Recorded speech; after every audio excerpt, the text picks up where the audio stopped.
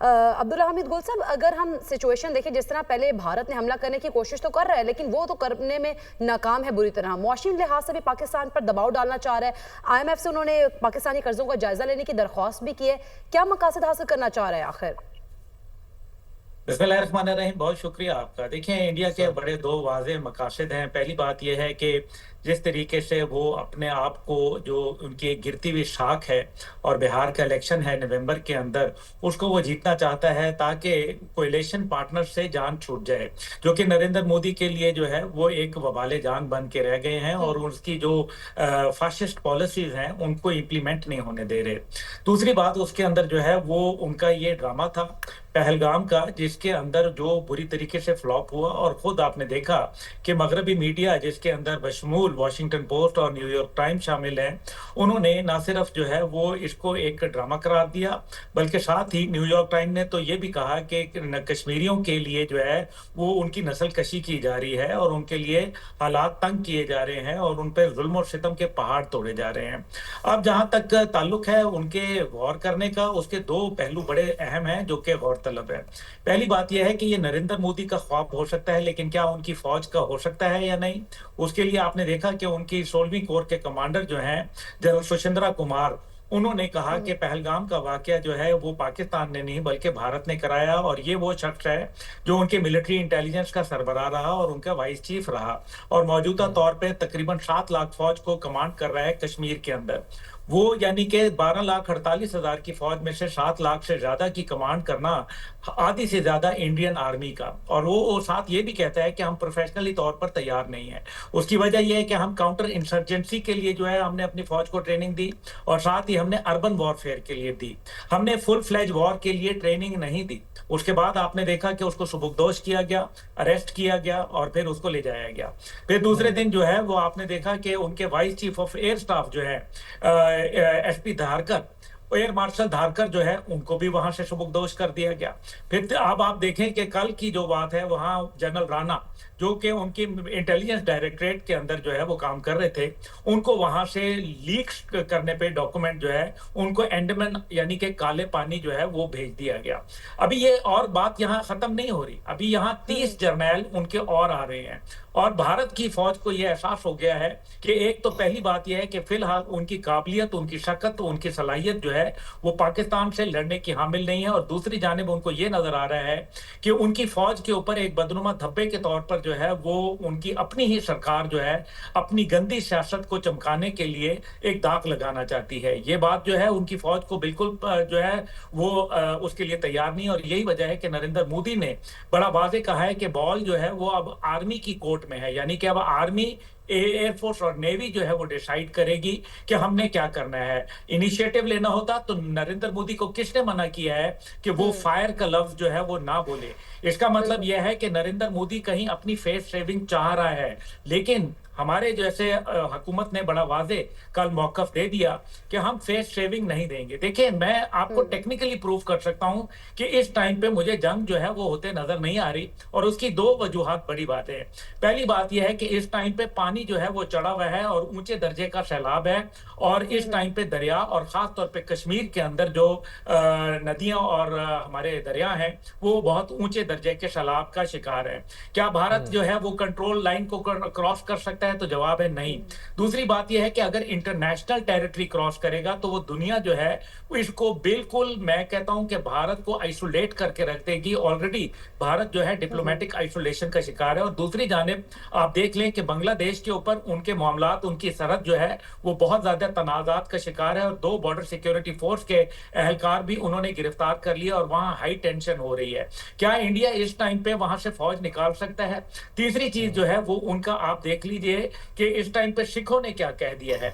तो उन्होंने कहा है कि अगर पंजाब के जरिए जो है उनकी फौज ने आगे मूव किया, यानी कि कश्मीर के लिए भी उनको जो है वो पठानकोट का रास्ता इख्तियार करना पड़ेगा, गुरदासपुर का रास्ता इख्तियार करना पड़ेगा। तो फिर क्या मतलब है कि इसका मतलब है कि भारत जो है वो आगे से भी पाकिस्तान के हाथों जो है वो मार खाएगा, और उधर से सिख जो है और कश्मीरी जो मुजाहिदीन है वो उसको आड़े हाथों लेंगे। भारत जो है ये यकीनी तौर पर टैक्टिकल अब्दुल्ला हमीद साहब मिस्टेक वो भी ना तैयार करे तो बैठे हैं, बेहतर लेकिन है। अगर आप समझते हैं कि मोदी मोदी का जो सख्त मौकिफ है और हिंदुत्व जो उसकी पॉलिसी है, उसकी वजह से भी दोनों ममालिक के ताल्लुकात में जो है कशीदगी आई है। चूंकि अगर हम कंपैरिजन कर लें अटल बिहारी जो वाजपेयी थे, उनके दौर में तो उन्होंने कई बार कोशिश की थी पाकिस्तान से बातचीत करने की, ताल्लुकात बढ़ाने की भी। देखिए, ये बात आपकी दुरुस्त है, लेकिन हम एक पागल आदमी से डील कर रहे हैं, इसलिए हम किसी भी मिस एडवेंचरिज्म को जो है वो खारिज इम्कान नहीं कर सकते। लेकिन इंडिया मीडिया की रिपोर्ट्स के मुताबिक जो इस टाइम पे उन्होंने जो प्रायोरिटी थी, जो पहले नंबर पे जो खबर थी हेडलाइन, यानी कि वो पाकिस्तान और भारत की कशीदगी से चल रही थी, लेकिन अब जो है वो दूसरे नंबर के ऊपर उनकी तरजीहात में शामिल हो गई। पहले वो फुल फ्लैज वॉर की बात कर रहे थे, अब लिमिटेड ऑपरेशन की बात कर रहे हैं। दूसरी जानिब पाकिस्तान की जो दिफाई तैयारियां हैं, उनको देख के उनके ऊपर एक लर्जा तारी है।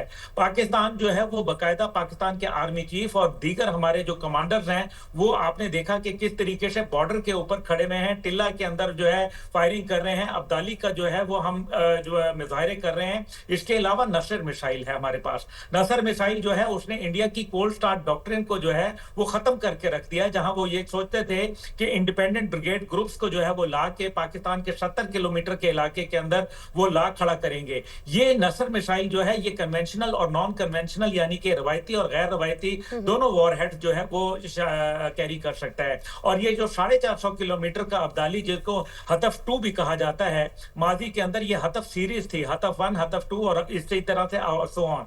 अब जो हतफ का जो मतलब ये है कि अगर कोई उनकी एडवांसमेंट होती है, यानी कि उनके ट्रुप्स आगे बढ़ते हैं, तो पाकिस्तान उनको 450 किलोमीटर पहले ही जो है वो आन लेगा। इसलिए भारत ये गलती, फिलहाल नरेंद्र मोदी तो ये चाहता है कि कुछ ना कुछ हो अपनी गिरती खाक को बचाने के लिए, लेकिन उनकी फौज इसके लिए बिल्कुल तैयार नहीं है, ना उनकी एयरफोर्स तैयार है। और नेवी ने भी आपने देखा कि INS Indian naval ship Vikrant, जो कि इस टाइम पे एयरक्राफ्ट कैरियर है, उसको भी वापस बुलवा लिया गया। जी, वो भी वापस 2-3 दिन के बाद वो भी वापस बुला लिया गया। यकीनी तौर पर वो रिस्क नहीं ले सकते, उनके पास 2 ही कैरियर हैं और अगर एक को भी नुकसान पहुंचता है तो उनके लिए वो बहुत बड़ा सेटबैक होगा। हमीद गुल साहब, अब तक की जो सारी सूरत हाल है, 11 रोज गुजर चुके हैं पहलगाम इंसिडेंट को, आप समझते हैं कि पाकिस्तान का जो बिहेवियर था वो बड़ा ऑफेंसिव रिएक्शन उन्होंने दिया, और फिर उसमें ये भी ऐड कर लीजिएगा कि प्रोएक्टिवली फौज ने हमारी ने सबूत भी रख दिए इनके सामने सारे? देखिए, इसके अंदर 2-3 बातें बड़ी अहम हैं, जो कि माजी के अंदर अगर आप 3 दहाइयों में जाएं तो आपको लगेगा कि पाकिस्तान जो था वो दिफा पॉलिसी के ऊपर चल रहा था, यानी कि डिफेंसिव डिफेंस पे था। लेकिन अब पाकिस्तान जो है वो ऑफेंसिव डिफेंस के ऊपर जो है वो शिफ्ट कर गया, और ये बात दुनिया के लिए और खुद भारत के लिए अचंभे की बाइस थी। और उनको ये अंदाजा नहीं था कि पाकिस्तान इतना स्ट्रांगली जो है वो बिहेव करेगा। और पाकिस्तान ने ये साथ साथ बता दिया, ना सिर्फ स्ट्रांगली बिहेव करना बल्कि रिस्पॉन्सिबली बिहेव करना। देखिए, हम एक प्रोग्रेसिव कंट्री हैं और हम ये दुनिया को पैगाम दे रहे हैं कि ये सबूत शवाहिद हैं हमारे पास, आप आए, इंटरनेशनल जो है वो इंक्वायरी कर लें, आप जो है वो ज्वाइंट इंक्वायरी कर लें। हम मादी में भी अपने आप को पेश करते रहे, हम आज भी पेश कर रहे हैं। हम सिक्योरिटी काउंसिल की भी बात कर रहे हैं और पाकिस्तान को 2 साल के लिए सिक्योरिटी काउंसिल की जो है इस टाइम पे क़यादत मिली हुई है, इसलिए पाकिस्तान जो है डिप्लोमेटिकली स्ट्रॉन्ग है। दूसरी बात यह है कि नरेंद्र मोदी के पास 100 लोग गए थे, जो मुख्तलिफ डिप्लोमेट्स थे, वो उसने अपने मुल्क में बुलाए और उसने नैरेटिव बिल्ड करने की कोशिश की, लेकिन डिप्लोमेट्स जिस चीज के लिए गए थे वो उनको दी नहीं गई, और वो थे सबूत और शवाहिद। लेकिन सबूत और शवाहिद जो आज तक जो है वो पेश नहीं कर पाए, और यही वजह है कि वो पाकिस्तानी मीडिया के ऊपर कदगन लगाते हैं, पाबंदियां लगाते हैं, ताकि जो एक तहकीकाती अंदाज के अंदर सवाल और जवाब पूछा गया है यहाँ से, उसको वो अपने लोगों के सामने नहीं आने देते। लेकिन आप देख लीजिए कि वहां कांग्रेस आवाज उठा रही है, वहां उनके चीफ मिनिस्टर्स बात कर रहे हैं, वहां उनके जो सीरियस किस्म के जर्नलिस्ट हैं वो इसके ऊपर आवाज उठा रहे हैं। ये बात वहां रुकने नहीं लगी। अभी जो दूसरी बात जो है, अगर पाबंदी लगाने की बात करें, देखें हालात चेंज हो चुके हैं। अगर ये न्यूयॉर्क टाइम में, वॉशिंगटन पोस्ट में, अगर द गार्डियन के अंदर ये आर्टिकल इंडिया के खिलाफ छप रहे हैं, तो वो क्यों छप रहे हैं? तो उसकी 2 वजूहात हैं। पहली बात यह है कि दुनिया को ये नजर आ रहा है कि इंडिया इररिस्पॉन्सिबल न्यूक्लियर कंट्री है और दुनिया के लिए ये खतरा बन सकती है, और ये एक फ्लैश पॉइंट न्यूक्लियर क्रिएट कर सकती है। दूसरी बात उसमें अंदर वो ये कह रहे हैं कि इंडिया एक्सपोर्ट ऑफ टेररिज्म कर रहा है, यानी कि अपनी सरहदों से वो दहशतगर्दों को बाहर ले जा रहा है। और वो सिर्फ पाकिस्तान नहीं उससे अफेक्ट हो रहा, बल्कि कतर के अंदर 9 लोगों को जो है वो फांसी की सजा सुनाई दी जाती है। जो अमेरिका है उसकी अदालत जो पन्नू संघ के कत्ल के अंदर जो है प्लॉट के अंदर कहती है कि अमित शाह को जो है वो उसके अंदर वो उसका नाम भी ले रही है। तीसरी चीज जो है वो कनाडा का आ जाता है। कनाडा के अंदर आप देखें कि किस तरीके से कनाडा और बर्तानिया के अंदर इनकी तमाम जो एक्सपोर्ट ऑफ टेररिज्म थी वो पकड़ी गई, और खुद जस्टिन ट्रूडो बोल रहे हैं। तो ये वो तमाम शवाहिद और सबूत हैं जिससे दुनिया ये सोच रही है, और खास तौर पे जो इसका इकोनॉमिक फैक्टर है। आप पाकिस्तान के ऊपर वो बात कर रही हैं सैंक्शन की, मैं ये समझता हूं कि पाकिस्तान पे तो सैंक्शन कोई लगा ही नहीं सकता। उसकी वजह यह है कि पहली बात है कि अमेरिका की एक स्ट्रेटेजिक जो पॉलिसी है वो आ चुकी है। उसने कहा है कि अफगानिस्तान से उसको $10 बिलियन का असला जो है ठीक है, आपका वापस ले पॉइंट जाना आ है, चुका है क्योंकि अब्दुल्ला हमीद साहब। अब हालात बदल चुके हैं और फिर जो भारत का झूठा बयानिया वो जो बना के बेचता था, इस बार झूठा बयानिया जो है भारत का वो बिकने वाला है, और भारत को भी इन तमाम तर हालात को अब संभलने की और समझने की जरूरत है।